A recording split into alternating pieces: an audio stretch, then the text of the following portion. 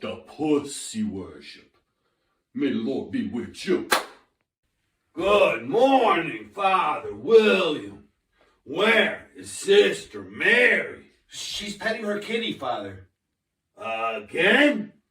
She told you that?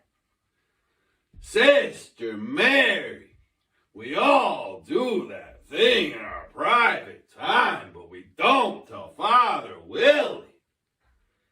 Now, I know one of my candlesticks has been missing, and I assumed it was going to help a sister out.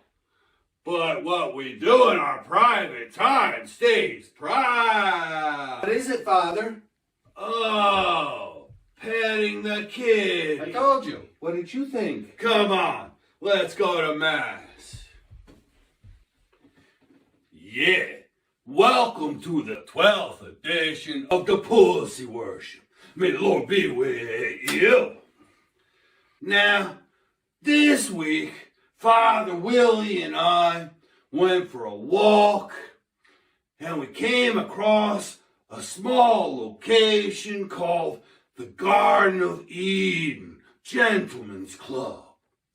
Now, I thought this must be the Garden of Eden back when Adam still had all his ribs. So it's a gentleman's club, so no women, right? Oh, was I mistaken? We walked in. Yeah, we have to go back there. Yes, Willie, next week, we'll go back. We walked in, and there were a whole bunch of Eves. All of the Adams were so happy with these Eves that they were giving them money for nothing. Anyway, that made me think, how beautiful is the woman when she is naked? And it made me... You went to a strip club, Father.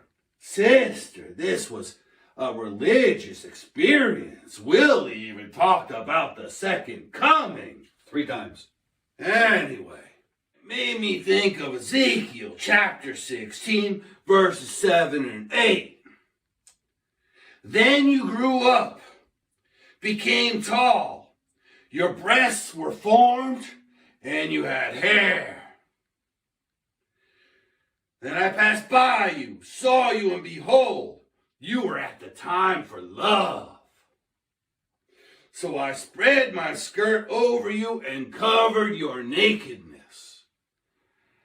Now what that says to me, God loves boobies.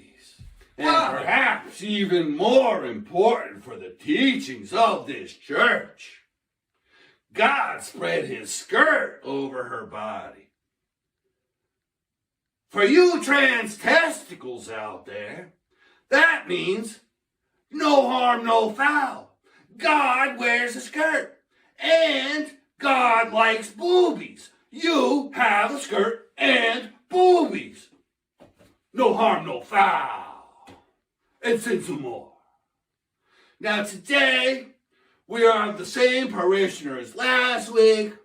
It seems that the townspeople didn't want to stone his wife to death for not being a virgin when they got married. Maybe they were able to prove that she was a virgin after all. I don't know. Let's go over to the God phone. So, my son, what can I do for you today? I did exactly what you asked me to do, Father, and I presented the scriptures about the virgin and marriage. Uh-huh. And they went inside laughing and came out with a sheet with blood on it and told me I had to give them 100 shekels. And I don't get it. They didn't stone her to death. I see. They used the same verse against you that I had you use against them. Exactly.